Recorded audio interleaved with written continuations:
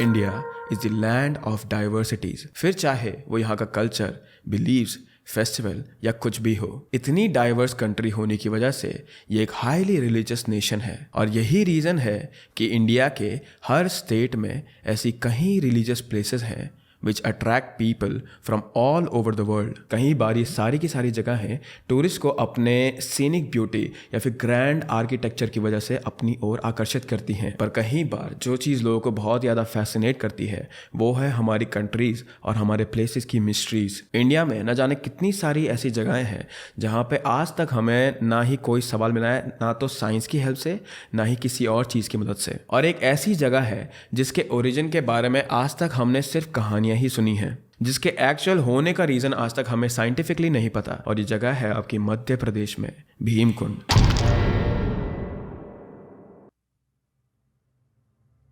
Madhya Pradesh, the heart of India. यहाँ के rich historical significance, cultural heritage और लार्ज वाइल्ड लाइफ की वजह से इस स्टेट को अपनी यूनिकनेस मिलती है। यहाँ के नेशनल पार्क्स हों, which is home of the majestic Bengal tigers, या उज्जैन का कुंभ मेला हो,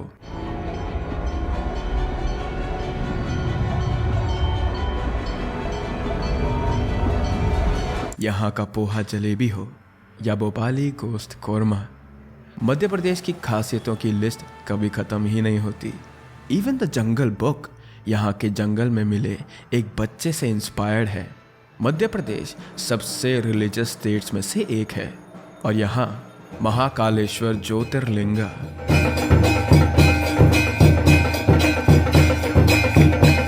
कंडारिया महादेव टेम्पल और काल भैरव टेम्पल जैसे कई फेमस मंदिर भी हैं। और हर मंदिर और हर जगह की अपनी एक कहानी है। इंडिया के हर स्टेट की तरह मध्य प्रदेश में भी कई ऐसी मिस्टीरियस प्लेसेस हैं जिनके बारे में काफ़ी कम लोगों को ही पता है। और आज भी हम एक ऐसी ही जगह के बारे में बात करने वाले हैं जिसके बारे में ऐसा कहा जाता है कि महाभारत काल से ही ये जगह इस धरती पर है। And that place is Bhimkund.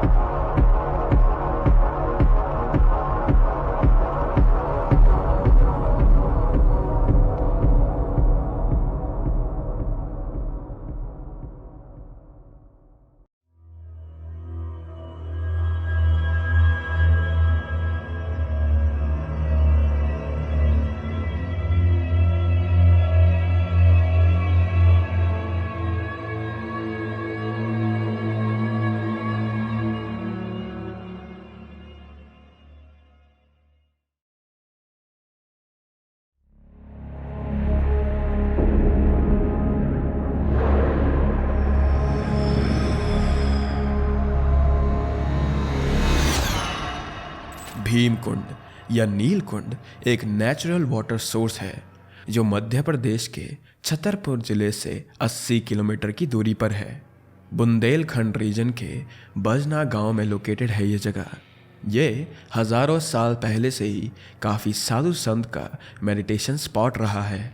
ये कुंड की गुफा के लगभग 3 मीटर अंदर है और बाहर से ये पूरी तरह बड़े पेड़ों से और चट्टानों से कवर्ड है।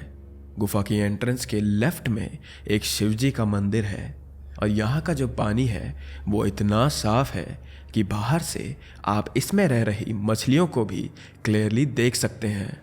जो लोग यहाँ घूमने या पूजा करने आते हैं वो कुंड के पानी में एक सिक्का डालकर अपनी मन्नत मांगते हैं और उन लोगों के अकॉर्डिंग पानी के अंदर जितनी दूर तक उनकी विजिबिलिटी होती है वहाँ तक वो उस सिक्के को डूबते हुए देख सकते हैं।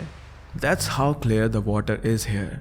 यहाँ हर साल पूरी दुनिया से हज़ारों टूरिस्ट इस जगह को घूमने आते हैं और बाजना गांव के नेटिव लोग डेली इधर पूजा करने के लिए आते हैं।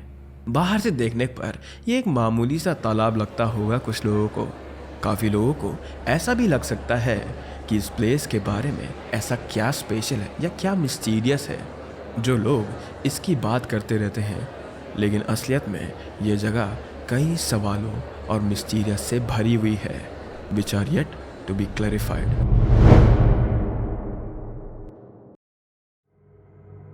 अगर हम इस कुंड की बात करें तो चारों तरफ से पेड़ों और चट्टानों से कवर्ड होने की वजह से यहाँ सनलाइट काफ़ी कम आती है, लेकिन इतनी डिम सराउंडिंग होने के बाद भी ये अंदर से काफ़ी आई कैप्चरिंग और अट्रैक्टिव लगता है।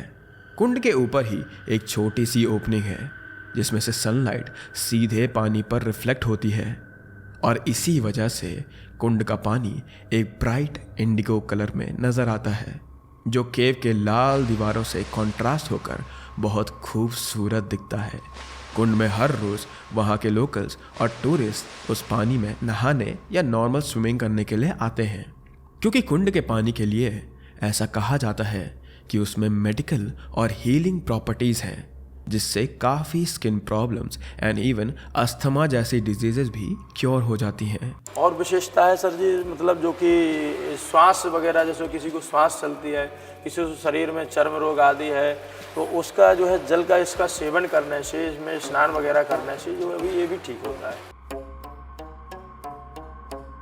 हर रोज़ इतने लोगों के उस पानी में जाने के बाद भी कुंड का पानी एकदम साफ और ट्रांसपेरेंट ही रहता है। Yes, it is hard to believe, पर यह पानी सच में इतना साफ रहता है पूरे साल भर। जबकि हम सभी जानते हैं कि स्टिल वाटर में एक टाइम के बाद ओडर आने लगता है या महक आने लगती है वहाँ से और वो ख़राब होने लगता है, लेकिन नहीं, ऐसा भीमकुंड के पानी में कभी नहीं होता। यहाँ का पानी हमेशा हेल्दी, फ्रेश और साफ ही रहता है, जो खुद में ही एक अनसॉल्व्ड मिस्ट्री है। बट इतना ही नहीं, नॉर्मली अगर किसी के पानी में डूबने से डेथ हो जाती है तो कुछ टाइम बाद उसकी बॉडी वाटर सरफेस पे आ जाती है, लेकिन भीमकुंड के साथ ऐसा केस नहीं है। अगर कोई भीमकुंड के पानी में डूब जाए तो उसकी डेड बॉडी कभी पानी के ऊपर आती ही नहीं है। यहाँ तक कि जब डाइवर्स भी बॉडी को सर्च करने के लिए जाते हैं तो उन्हें भी वहाँ कुछ नहीं मिलता। भीमकुंड में ऐसे काफ़ी केसेस हो चुके हैं और आज तक एक भी डेड बॉडी यहाँ से नहीं मिली है। कहा जाता है कि उनकी डेड बॉडी कुंड की गहराइयों में ही कहीं खो जाती है। कई बार डाइवर्स और रिसर्चर्स ने इसकी गहराई नापने की कोशिश भी करी है, लेकिन पानी में कुछ मीटर अंदर जाने के बाद ही अंधेरे और हाई वाटर करंट की वजह से आगे जाना मुश्किल हो जाता है, जिसकी वजह से भीमकुंड की गहराई आज तक कोई भी नहीं बता पाया है एक्यूरेटली। भीमकुंड का एक और फैसिनेटिंग फैक्ट ये भी है कि यहाँ के लोकल्स का और इवन साइंटिस्ट का भी ये मानना है कि भीमकुंड का समुंदर से कुछ कनेक्शन है। यहाँ इम्पॉर्टेंट पॉइंट ये है कि मध्य प्रदेश इंडिया में बिल्कुल सेंटर में लोकेटेड है और यहाँ से समुद्र हज़ारों मीलों की दूरी पर है। तो फिर इस बिलीफ के पीछे लोगों का क्या रीज़न है? ये सिर्फ एक वेग अजम्पशन या अंधविश्वास ही नहीं है। जब कभी भी इंडिया में या इंडिया के आसपास की कंट्रीज में कोई भी नेचुरल कैलामिटी आने वाली होती है तो भीमकुंड के पानी में काफ़ी हलचल होने लगती है। ऐसा ही एक इंसिडेंट 2006 में भी हुआ था, जब नेपाल और इंडोनेशिया में अर्थक्वेक आया था। जब ये अर्थक्वेक आया था तो भीमकुंड का पानी अपने नॉर्मल लेवल से बढ़ के ऑलमोस्ट 10 से 15 फीट ऊपर आ गया था और उसका पानी भी कुछ हद तक गंदा हो गया था। इसलिए अगर कभी कुंड के पानी में कोई भी हलचल होती है तो उसे एक वार्निंग साइन की तरह लिया जाता है। लेकिन ये तो बहुत ऑब्वियस सी बात है कि किसी भी वाटर बॉडी का लेवल पूरे टाइम सेम नहीं रह सकता। समर्स में तेज गर्मी की वजह से पानी इवेपोरेट हो जाता है, जिसकी वजह से गर्मियों में यूजुअली वाटर लेवल डाउन ही हो जाता है। लेकिन भीमकुंड इस बात के लिए भी बाकी सब वाटर बॉडीज से अलग है। यहाँ पूरे 12 महीने वाटर लेवल ऑलमोस्ट सेम ही रहता है और थोड़ा भी ड्रास्टिक चेंज यहाँ देखने को नहीं मिलता। ये भी एक ऐसी मिस्ट्री है जिसे वहाँ के गांव वालों ने डिकोड करने की कोशिश करी थी। गांव के लोगों ने कई साल पहले पंप और मोटर्स की हेल्प से कुंड के पानी को खाली करने का डिसाइड किया था। काफ़ी देर तक पानी पंप से निकलने के बाद भी कुंड के वाटर लेवल में 1 इंच का फर्क भी नहीं देखने को मिला और उसके बाद से आज तक किसी ने भी भीम कुंड के विशेषता पर दोबारा कभी डाउट नहीं करा।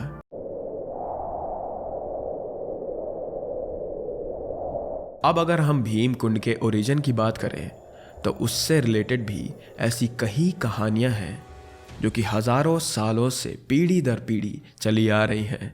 लेकिन ऐसी 2 कहानियां हैं जो सबसे ज़्यादा फेमस हैं या जिन्हें सबसे ज़्यादा जेन्युइन कहा जाता है यहाँ। पहली कहानी वो है जो महाभारत काल से यहाँ एग्जिस्ट करती है। ऐसा कहा जाता है कि पांडव अपनी पत्नी द्रौपदी के साथ वनवास के दौरान जब एक जंगल से दूसरे जंगल जा रहे थे तब वो इस जगह से गुजर रहे थे। काफ़ी देर चलने की वजह से उन सभी को प्यास लगने लगी थी और यहाँ पहुँचते ही द्रौपदी प्यास की वजह से बेहोश हो गई थी। वहाँ चारों तरफ बस जंगल ही था और कोई भी वाटर बॉडी आसपास नहीं थी। तभी गुस्से में आकर भीम ने अपना गधा एक गुफा के ऊपर जोर से मारा, जिसकी वजह से जमीन में एक बहुत बड़ा गड्ढा हो गया और उसमें से यहाँ का पानी बाहर आया। और आज भी कुंड के ऊपर देखने में एक स्फेरिकल शेप दिखाई देता है, जिसे देखकर ऐसा ही लगता है जैसे वहाँ पर किसी ने बड़े वेपन से हिट किया हो। और इसी वजह से लोगों का इस स्टोरी पर इतना विश्वास भी है।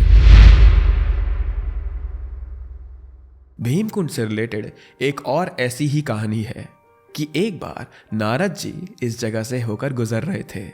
तभी उनकी नज़र एक कपल पर पड़ी जो ज़मीन पर लेटे थे और उन्हें काफ़ी चोट आई हुई थी। वो उन्हें देखने के लिए उनके पास गए और पास जाकर उन्हें पता चला कि वो दोनों ही काफ़ी क्रिटिकल हालत में थे। उन कपल ने नारद जी को बताया कि वो तभी ठीक हो सकते हैं जब कोई आदमी जो गाने में काफ़ी अच्छा हो उनके सामने कुछ मंत्रों को गा के उन्हें सुनाए। और नारद जी को म्यूज़िक में परफेक्ट होने के लिए जाना ही जाता था, इसीलिए उन्होंने उस कपल के सामने कुछ मंत्रों का उच्चारण गाना शुरू कर दिया। नारद जी की आवाज़ इतनी सुरीली थी कि ना ही सिर्फ वो कपल ठीक हो गए बट पूरा स्वर्ग लोग उनकी आवाज़ में मदहोश हो गया था।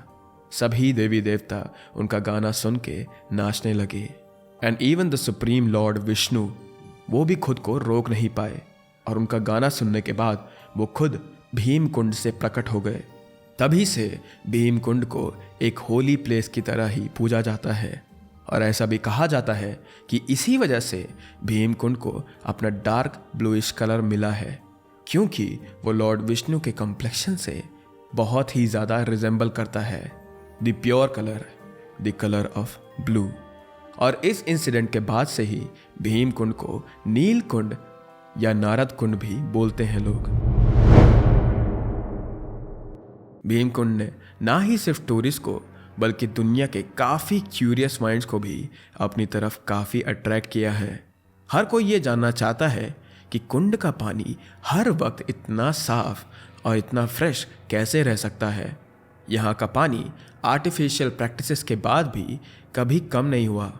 इसमें जिनकी भी डेथ होती है उनकी बॉडी आखिर कहाँ जाती है, और क्या भीमकुंड असल में समुद्र से कनेक्टेड है? ऐसे कई सवालों के चलते काफ़ी साइंटिस्ट ने यहाँ पर्सनली आकर भी इन्वेस्टिगेशन करी थी, लेकिन आज तक उन्हें कोई भी सक्सेस हासिल नहीं हुई।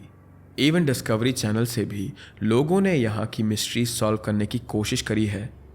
उन्हें भीमकुंड की डेप्थ जानने के लिए कैमरास पानी में डाले, जो कुंड में 200 मीटर अंदर जाने के बाद ही काम करना बंद कर देते थे, और उनके हाथ कोई भी इंफॉर्मेशन नहीं लगी।